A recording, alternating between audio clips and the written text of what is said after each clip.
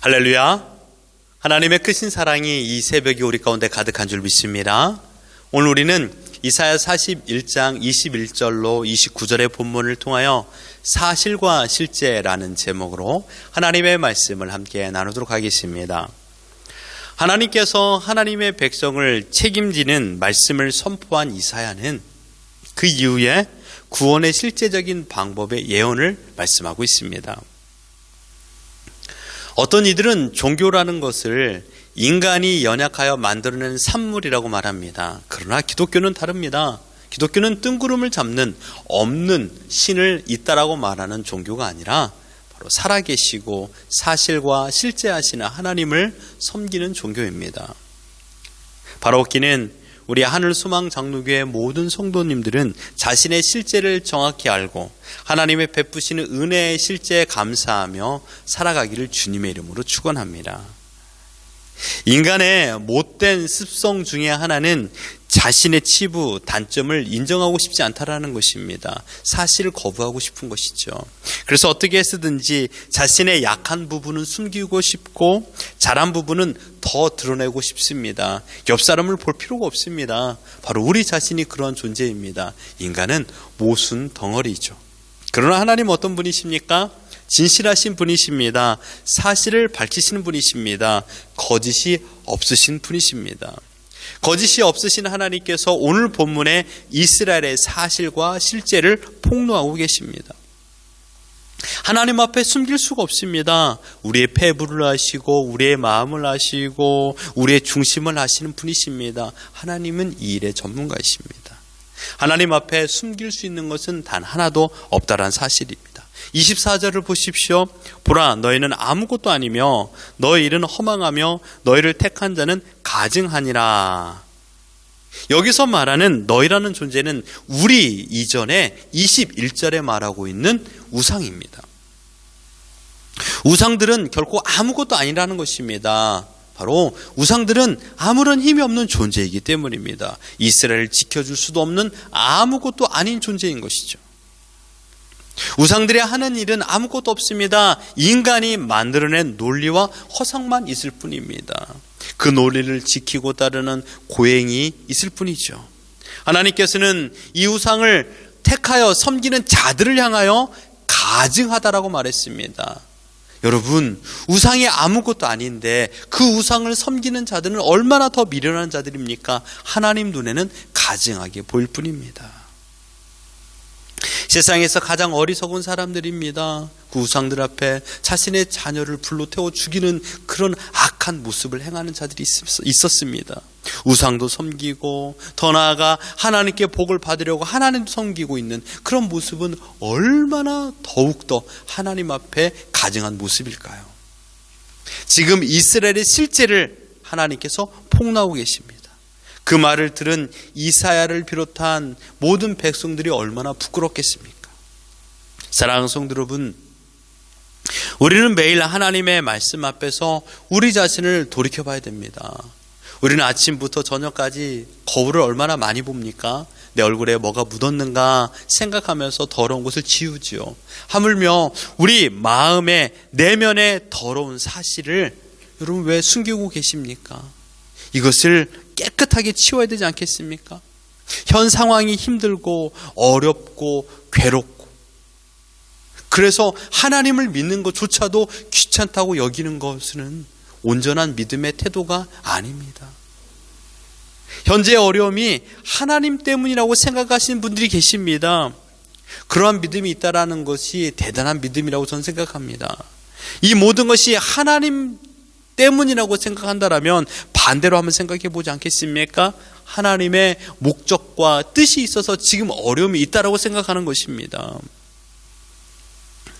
우상의 실제가 아무것도 아닙니다. 지금 여러분이 쫓고 있고 더 나아가 소유하고 싶어하고 있는 것들이 하나님보다 더 사랑하고 하나님보다 더 소중히 여긴다라면 그것은 우상입니다.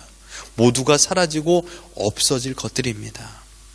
이스라엘 백성들이 바벨론 제국의 멸망을 당하고 포로가 되는 이유는 하나님의 존재된 사실을 정확히 알지 못했고 더 나아가서 자신의 실제를 하나님 앞에 온전히 고백하지 않았기 때문입니다. 실제하지 않는 우상들을 섬기며 하나님을 떠난 이들에게 준비된 것은 징계뿐이 없습니다. 지금 우리도 동일한 선택 앞에 서 있습니다. 하나님을 섬길 것인가, 아니면 아무것도 아닌 우상들을 따르며 살 것인가? 어떻습니까? 이스라엘 백성은 끝내 하나님을 떠나 우상에게 머리를 숙였습니다. 지금 성경의 역사는 이스라엘의 어리석음을 고백하는 것뿐만 아니라 우리에게도 교훈을 주고 있습니다. 인간의 사실은 연약하고 어리석다라는 것입니다. 하나님께서는 이스라엘 백성들에게 그토록 많은 선지자를 통하여서 회개하고 돌아올 수 있도록 기회를 허락하여 주셨습니다. 지금 우리들에게도 이스라엘의 역사라는 사실을 통하여서 우리에게 교훈을 주고 있습니다. 하나님의 실제를 오늘 본문에서 말하고 있지 않습니까? 야곱의 왕. 무슨 뜻입니까? 야곱, 곧 이스라엘의 시작을 말하고 있습니다. 이스라엘의 시작부터 지금까지 이 온 땅을 다스리는 분은 아무것도 아닌 우상이 아니라 살아계신 실제하신 하나님이다라고 말씀하고 있습니다. 그 하나님을 신뢰하는 것만이 이 땅에서 유일하게 살아갈 수 있는 길이다라고 이사야 선지자를 통하여 하나님께서 말씀하고 있습니다. 바라옵기는 지금 이 시간 이 말씀을 듣고 하나님만큼 또한 하나님보다 더 사랑하는 것들이 있다면 그 모든 것들을 빨리 버리십시오. 여러분, 염려와 근심도 우상이 될 수 있습니다. 왜냐하면 내일 무엇을 먹을까, 무엇을 입을까, 어떻게 해야 될 것인가를 매일마다 염려하고 있다면 그 염려가 나의 마음을 장악하고 있는 것입니다. 염려의 우상을 모시고 있는 것입니다. 내일 어떤 일이 일어날지 우리는 알지 못하면서 만약이라는 막연한 두려움 속에 사로잡혀 살고 있다면 그것조차가 하나님을 섬기지 않는 것입니다. 바라옵기는 왕 대신 하나님만 바라보십시오. 이스라엘 백성들은 끝까지 하나님을 따르지 않았습니다. 결국 하나님은 이스라엘 향하여 징계를 내리게 되었습니다. 하나님께서 허락하신 그 땅에서 쫓아냈습니다. 하나님의 가장 큰 징계는 하나님의 영광이 그들과 함께 머무르지 않는 것입니다. 어떻습니까? 어제 여러분의 삶 가운데 하나님의 영광이 머물렀던 인생이었습니까? 아니면 하나님의 영광이 전혀 의식이 되지 않는 삶을 사셨습니까? 가장 무서운 것은 하나님의 영광이 머무르지 않는 것입니다. 우리는 기도해야 됩니다. 주여, 내게서 영광이 떠나지 않게 하여 주시옵소서. 근데 하나님의 영광이 떠나니 그들은 이방인의 땅에서 이방인들 앞에서 수치를 당하는 포로가 되어버렸습니다. 지금 하나님께서는 이사를 통하여 사실로 존재하시는 하나님 자신이 온 땅을 다스리고 통치하시는 야곱의 왕으로 소개하고 있습니다. 그 야곱의 왕, 우리 하나님께서는요, 자신의 백성을 징계로 끝내지 않습니다. 그들에게 회복을 약속하여 주십니다. 25절을 보십시오. 내가 한 사람을 일으켜 북방에서 오게 하며 내 이름을 부르는 자를 해 돋는 곳에서 오게 하였나니 그가 이르러 고관들을 석회같이 토기장이가 진흙을 밟음같이 하리니. 아멘. 북방에서 일으킴을 받은 한 사람의 이름은 고레스 왕입니다. 이 이름은 정확하게 이사야 44장에서 말하고 있습니다. 이 말씀은 우리 토요일날 말씀을 생각해 보도록 하고요. 역할을 보겠습니다. 그의 역할이 27절입니다. 내가 비로소 시온에게 너희는 이제 그들을 보라. 내가 기쁜 소식을 전한 자를 예루살렘에 주리라. 그는 기쁜 소식을 전하는 자라라고 말하고 있습니다. 페르시아 왕 고레스가 이스라엘 백성들을 포로에서 자유를 주겠다라는 그 말을 주고 있는 것입니다.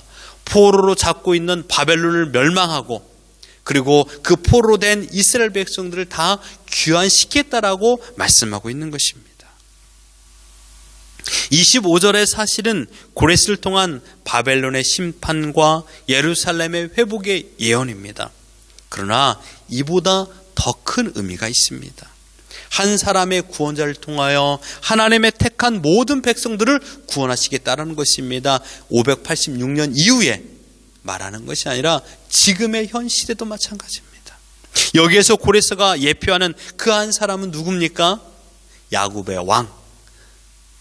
왕, 처음부터 지금까지 살아계시는 실제하시는 우리 구주 예수 그리스도인 줄 믿습니다. 그렇습니다. 이사야의 증언은 이스라엘의 구원이 아닌 택한 하나님의 백성들을 구원하는 이 놀라운 사실을 말씀하고 있는 것입니다. 하나님의 놀라우신 계획은 우리를 우상과 죄로부터 구원하는 것입니다. 하나님은 사실과 실제이십니다. 하나님은 북이스라엘의 멸망과 남유다의 죄악된 삶에서도 우리를 향한 위대한 계획을 세우셨습니다. 이것은 사실입니다. 우상의 실제라 하나님께서는 아십니다. 세상의 우상에 장악되는 어리석음을 하나님께서는 알고 계십니다. 우리가 하나님의 말씀에 온전히 순종하지 못할 것도 하나님은 알고 계십니다. 우리 스스로 구원에 합당한 삶을 살지 못할 것도 하나님은 알고 계십니다. 매일 자기 만족을 위하여 하나님을 믿는 척하는 혼합신앙으로 살아가고 있는 것조차도 알고 계십니다. 하나님만큼 돈과 명예를 사랑하는 것을 하나님은 알고 계십니다. 그래서 하나님께서는 구원자를 예비하셨습니다. 그리고 하나님은 고난과 역경을 통하여서 우리의 실제를 고백하게 하십니다. 하나님 없이는 살 수 없습니다. 하나님, 우리를 불쌍히 여겨 주옵소서라고 고백하도록 하나님께서 인도하십니다. 29절을 보십시오. 보라, 그들은 다 헛되며 그들의 행사는 허무하며 그들이 부어 만드는 우상들은 바람이요 공허한 것뿐이니라. 세상의 우상들은 헛되고 헛됩니다. 그리고 그 우상을 믿는 자들은 어리석고 가증한 존재인 것입니다. 부끄러운 우리 모습을 다시금 깨닫는 말씀입니다. 이러한 연약한 존재이고 가증한 존재임에도 불구하고 하나님은 하나님의 백성들을 외면하지 않은 분이십니다. 하나님은 택한 자신의 백성들을 향한 위대한 사랑을 가지고 계시기 때문입니다. 이것이 우리에게 소망이 되는 줄 믿습니다. 하나님 앞에 겸손함으로 절실함으로 하나님께 도움을 구하십시오. 더 이상 아무것도 아닌 세상의 우상에 속지 마시고 지금도 살아계셔서 사실과 실제로 존재하시는 하나님의 구원의 계획을 믿고 하나님만 의지하며 하나님과 동행하며 살아가는 우리 모두가 되기를 예수 그리스도 이름으로 축원합니다.